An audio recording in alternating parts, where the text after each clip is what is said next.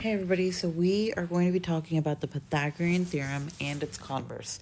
Now, we've always talked about it before, but we're going to add in two more theorems that come as a result of the converse. All right, so first off, we're going to set up our notes and we're going to only work with the Pythagorean theorem side first. So in a right triangle, the square of the length of the hypotenuse is equal to the sum of the squares of the lengths of the legs. And this is if it's a right triangle, then the square of the hypotenuse is equal to the square of the length of the legs. So typically we would actually end up writing it c squared equals a squared plus b squared, but that's not as easy to remember, which is why everybody does a squared plus b squared equals c squared. Makes sense. Now you'll notice that this is a 3, 4, 5 triangle. And this entire thing right here is 25, which is 5 squared. This right here is 16, which is 4 squared. And this right here is 9, which is 3 squared. All right, and you can do that with any of them. So 25 is equal to 9 plus 16. That's how the Pythagorean theorem works. So you can use those squares already sometimes and not have to square root. And you'll see that in our last example, in example 4. Now, a Pythagorean triple is a set of 3 positive integers, because we're talking with lengths, a, b, and c that satisfy the equation a squared plus b squared equals c squared. And let's go ahead and highlight that as well, or I'll just underline it for now. So these are 4 of the ones that are used quite often. This one right here is the original Pythagorean theorem. That's why you always see 3, 4, 5. Now, of these triples, any of the multiples of these triples can work. So for 3, 4, 5, if we were to multiply everything by 2, 6, 8, 10, I would automatically know that this is going to be a right triangle because it's a Pythagorean theorem. Triple, that's why. All right, so on the front, I want you to go ahead and write a squared plus b squared equals c squared. But then I also want you to write this. This is the more theorem version of it, that if a triangle is a right triangle, then a squared plus b squared is going to equal c squared.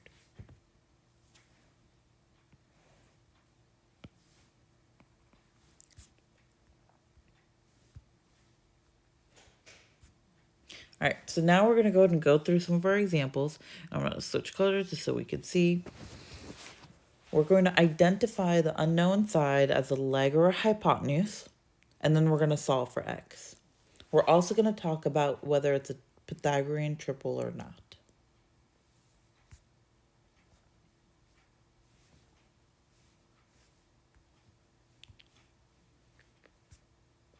All right, so first things first, I am going to go ahead and write down my Pythagorean theorem, a squared plus b squared equals c squared, and I know that this is the hypotenuse.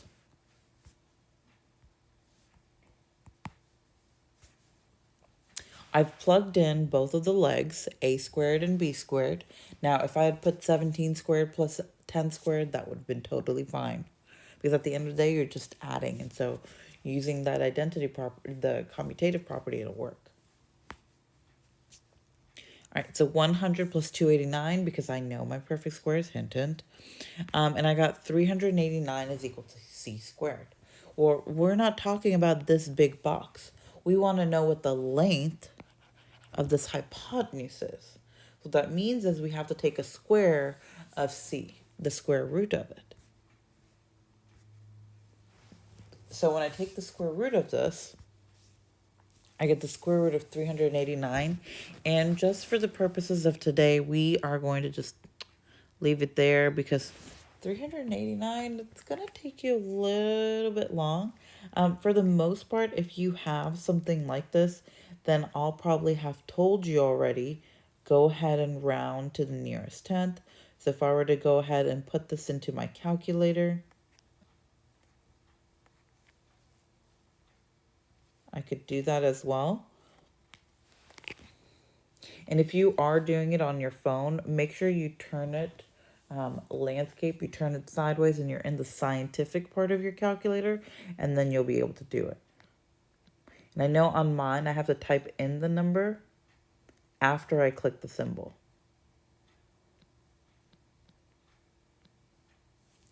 And that would get me approximately 19.7.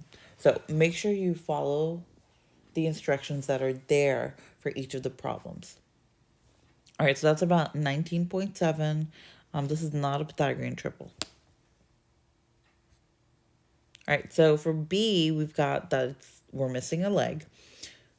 I'm going to set it up the same way. All right, so we've got a squared plus 5 squared is equal to 10 squared. You could have done 5 squared plus b squared equals 10 squared. That's fine. So a squared plus 25 is 100, which means a squared is 75. You're looking for a, which means you have to take the square root.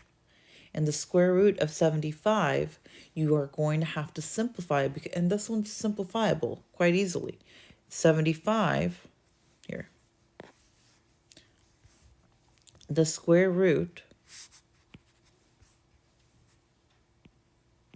of 75 is equal to the square root of 25 times the square root of 3. And the reason why I picked 25 is it's a perfect square. And the square root of 25, well, that's just 5 times the square root of 3. We would just write it as 5 square root of 3. And that's how easy that can be to simplify radicals if you're using the square root method. And if you're able, the perfect square method, if you're able to pull that perfect square out quite cleanly and clearly. Sometimes we're not able to, and that's when we would end up just doing the factor tree and trying to find what those perfect squares are. So here is our final answer here. Now, I like to think about it as when I've got the hypotenuse, all right, those are positive things. I've got both of my legs. That's always a good thing. Now, when I don't have one of my legs, I'm missing a leg. That's typically not a good thing. If you're missing a leg, that's a problem, right? It creates problems. So you can automatically set up your problem. Like for problem A, you could do square root of 100 plus 289 is equal to C. And if you were to write that on your paper, I would give you full credit for your work. If you would do this, then that. So for this one, I would have done right here, I would do A equals the square root of 100 minus 25. You're missing a leg, so it's your hypotenuse minus the leg that you do have. You could have also done B equals the square root of 100 minus 25. And this is you understanding that Pythagorean theorem and what you need to do when you have a missing component. All right, so I've gone ahead and already set it up. I'm missing a leg. So I'm going to do the square root of 25 squared minus 24 squared. That's 625 minus 576. Gets you 49 on the inside as your radicand. And that's a perfect square, which means x is equal to 7. This is a Pythagorean triple since you got an integer back. All right, and in fact, it's one of the least common used ones of those 4 that I've listed. All right, this next one, I actually have both of my legs due to this congruency mark. So I'm going to set it up as x equals 8 squared plus 8 squared. That's 64 plus 64, which gets me the square root of 128. Another way to say that would have been the square root of 64 times the square root of 2, which means this is going to simplify to 8 square roots of 2. All right, so I hope you enjoyed that refresher. All right, now what we're going to do is we're going to apply the Pythagorean theorem and find the area of these figures. Remember, when you're finding the area of a triangle, you need the altitude. All right, in this case, we have a right triangle that we're using, and that's it. In part B, we're going to have to find that altitude to be able to find the area. Remember, the area of this triangle is the base times the height divided by 2, or length times width divided by 2. So A is pretty easy. We're going to do 7 times 10 divided by 2. Gets you 70 divided by 2, which is just 35. Now don't forget your units. And notice on your units it's centimeters squared. If you write down 35 centimeters, that is not area, you will get points off. If you were to handwrite it, if you were ever having to type it in, you could also do square centimeters like that, and that would be an appropriate answer. So SQ for that square. All right, now in part B, they've told us that this hypotenuse on both sides is 6 centimeters. All right, we know that both these triangles are going to be congruent, but because we've got an hypotenuse leg, and therefore both of these triangles are congruent. So it's going back to what we knew about congruent triangles.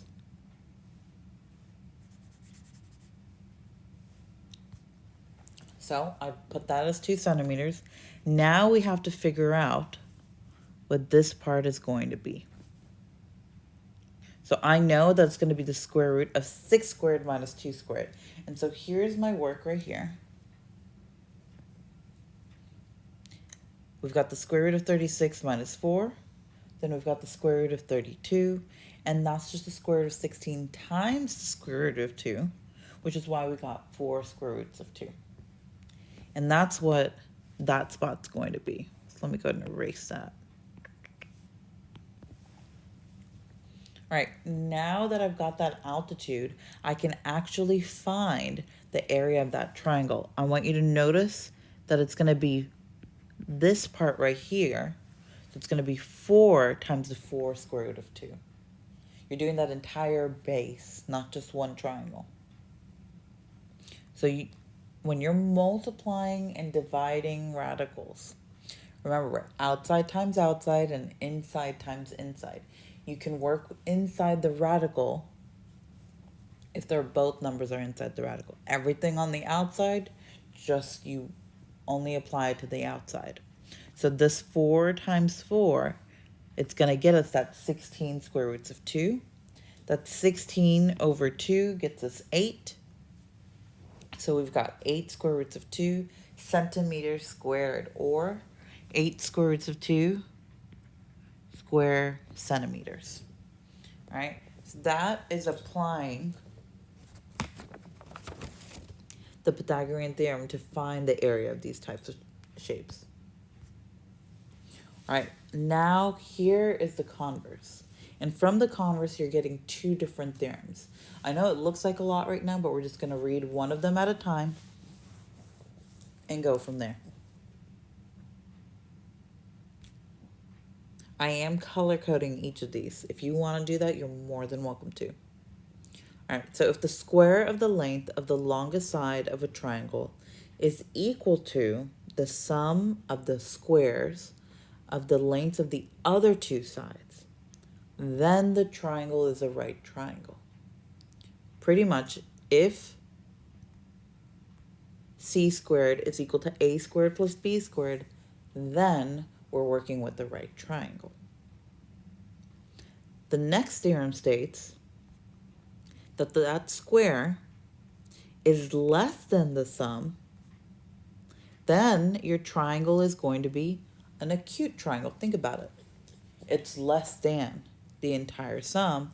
It's less than 180. And that's why you have to then set it up as c squared first, your hypotenuse first. Which means this last one where it's greater than is going to be working with an obtuse triangle. Right? Because it's greater than the sum, it's greater than 180. I'm sorry, greater than 90.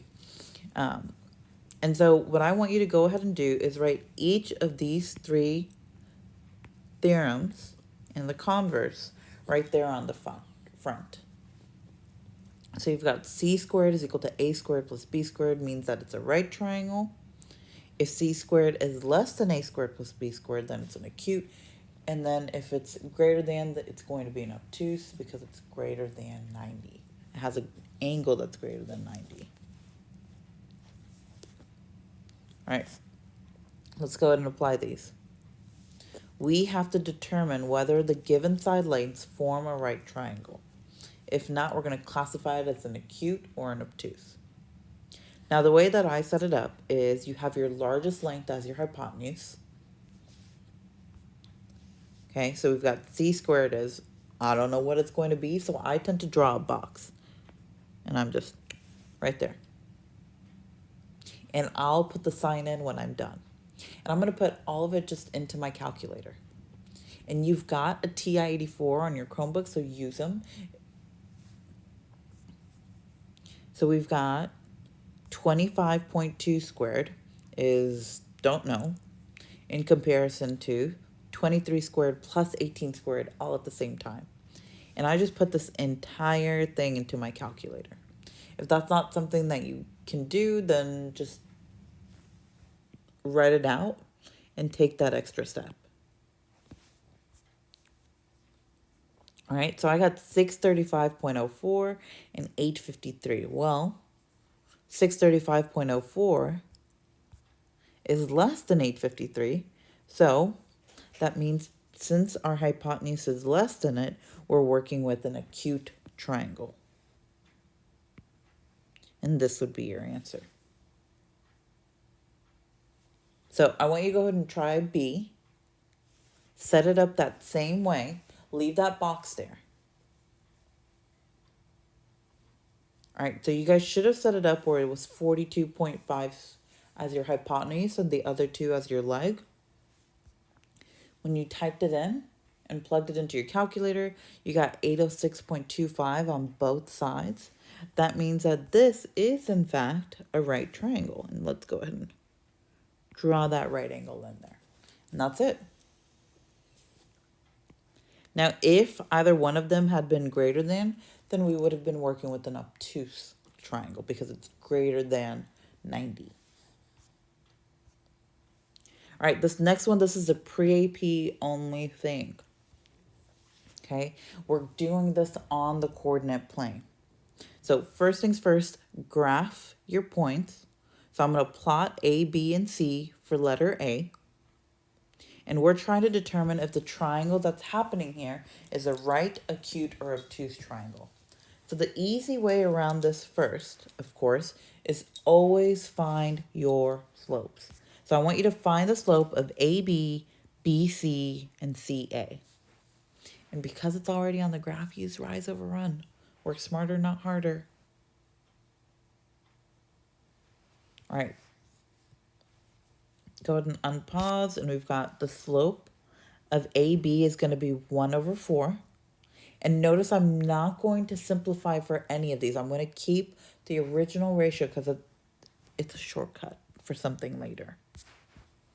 All right, the slope of BC is negative, oh, it's actually negative 5 over 3, right?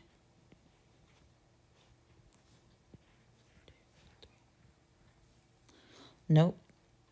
It is negative 4 over 5 because Miss Sanji can't count. All right, and then we've got negative 4 over 1 for CA because I actually had it right, but I just didn't graph it right. That's the problem here. That C should be just down here. All right, now you will notice, though, that these two are opposite reciprocals. That means that AB and CA are perpendicular right here. So that means we can just say that it's a right triangle because we've got those two sides already being perpendicular. All right, I've gone ahead and done B, and I want you to go ahead and find the slopes of each of those sides. And this time I graphed it correctly. All right, so notice I did not simplify it like I told you last time. I'm going to wait. So the slope of AB is negative 4 over 4. BC, I got 2 over 3. And CA, I got negative 2 over 7. Well, none of these are perpendicular to each other. That means we're going to have to find the distance of each of those. And I know you guys are like, I don't want to. Well, we're going to do kind of a little bit of a shortcut. And here's why. So that negative 4 over 4, that ratio right there, your slope triangle is also your distance triangle here. So let me switch colors so you guys can see a little bit better. But that 4 over 4, I can use that for my distance formula, and I'm applying the Pythagorean theorem when I'm doing the distance formula. So negative 4 squared and 4 squared is 16 plus 16, which gets you that 32 here. All right, then right here with BC, I've got 2 squared plus 3 squared, which is 4 plus 9, so that's 13. And then AC right here is 2 squared plus 7 squared.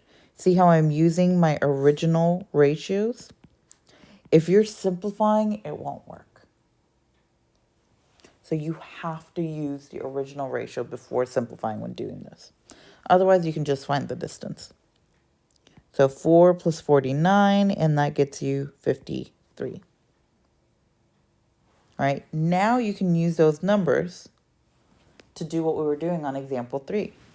And we've got 53 is something 32 in comparison to 32 plus 13. And guess what? We don't have to square anything because these are already the squares of those sides.